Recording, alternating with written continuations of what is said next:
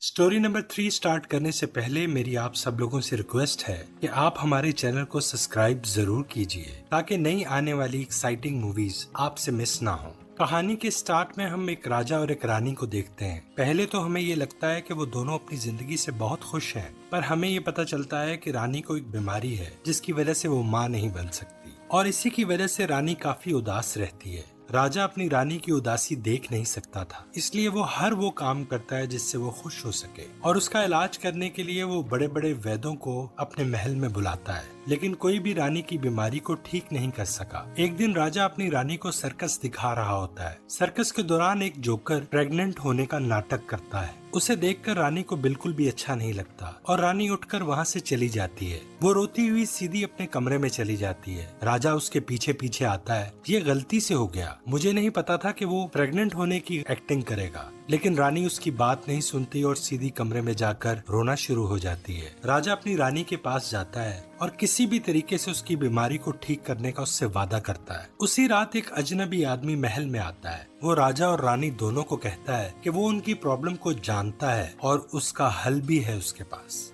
राजा उस अजनबी आदमी को कहता है कि पहले भी बहुत लोग कोशिश कर चुके हैं लेकिन उन्हें कोई रिजल्ट नहीं मिला। फिर वो अजनबी आदमी राजा को कहता है, आप रानी की बीमारी खत्म करने के लिए किस हद तक जा सकते हैं। राजा उस अजनबी आदमी को कहता है कि वो किसी भी हद तक जा सकता है। वो अजनबी आदमी राजा को कहता है कि उसे नेचर के बारे में काफी एक्सपीरियंस है। नेचर को हमेशा बैलेंस करना चाहिए। अगर वो अपने घर में नई जान चाहता है तो उसे किसी की जान लेनी होगी। उसके बाद वो राजा को तरीका बताता है।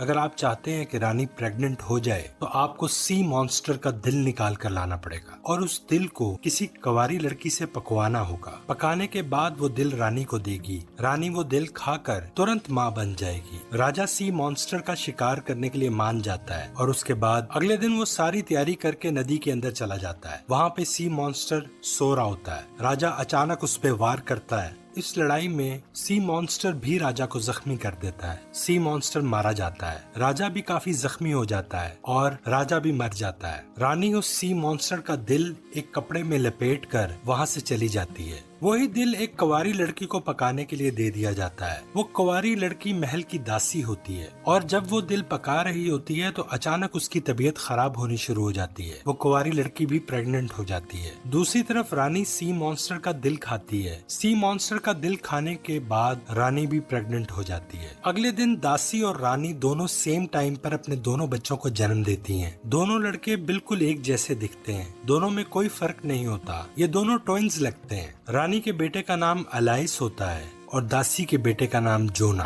फिर सीन शिफ्ट होता है और हमें 16 साल के बाद का टाइम दिखाया जाता है जिसमें वो दोनों लड़के बड़े हो चुके हैं। रानी अपने बेटे अलाइस के साथ काफी खुश होती है। उसे ऐसा लगता है कि जैसे उसका बचपन वापस आ गया है। ये दोनों लड़के दिखने में अलग अलग थे लेकिन ये दो जिस्म एक जान थे। ये दोनों पानी में सांस ले सकते थे जैसे ये दोनों सी मॉन्स्टर ही हो और बहुत ज्यादा वक्त एक दूसरे के साथ गुजारते थे। इन दोनों में काफी गहरी दोस्ती होती है जो किसी भी कीमत पर एक दूसरे से बिछड़ना नहीं चाहते। एक दिन रानी अलाइस को जोना के साथ खेलते हुए देखती है तो वो अलाइस को बुलाती है और कहती है कि तुम उसके साथ खेलना बंद कर दो। रानी अपने बेटे को कहती है कि तुम दासी के लड़के के साथ नहीं खेल सकते क्योंकि तुम एक रानी के बेटे हो। कम से कम इस चीज का तो ख्याल रखो। इसके बावजूद भी जोना एलिस से मिलना बंद नहीं करता। वो दोनों रातों को दिन में हर जगह एक दूसरे के साथ ही दिखते हैं। उसके बाद रानी उस मेड को अपने पास बुलाती है और उसे कहती है कि अगर तुमने अपने बेटे को मेरे बेटे से मिलने से ना रोका तो मैं तुम्हें इस शहर से बाहर निकलवा दूंगी। उसे धमकाती है। इसके बावजूद वो दोनों मिलते रहते हैं। वो किसी की परवाह नहीं करते।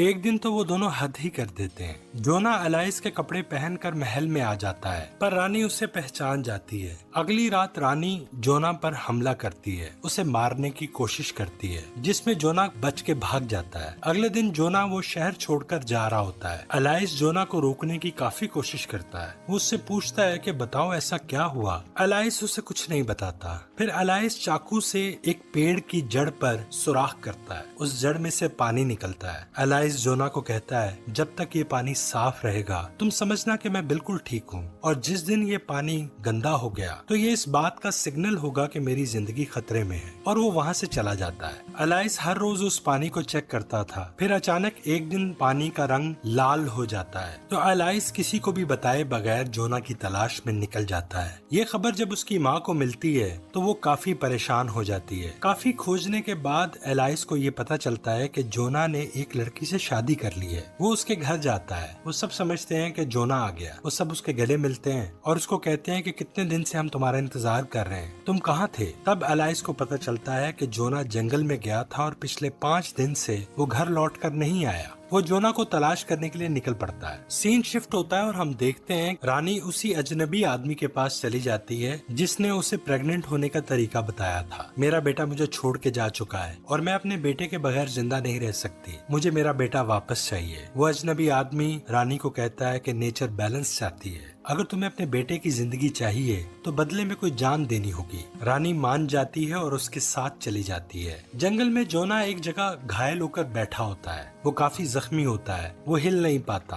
अचानक उसके पास एक उड़ने वाला मॉन्स्टर आता है जो उसे मारने की कोशिश करता है। जोना की चिल्लाने की आवाज सुन के एलाइस उसके पास पहुंच जाता है और वो जोना के पास जाकर उस उड़ने वाले मॉन्स्टर को अपनी तलवार से मार देता है। लेकिन एलाइस को ये नहीं पता था कि वो उड़ने वाला मॉन्स्टर कोई और नहीं, उसकी माँ ही होती है। और उसकी माँ ने यही शर्त मंजूर की थी, जिंदगी के बदले जिंदगी। और कहानी के अंत में हम देखते हैं कि एलाइस को राजा बना दिया जाता है और ये कहानी यहीं खत्म हो जाती है। इसके साथ इस मूवी का दी एंड हो जाता है।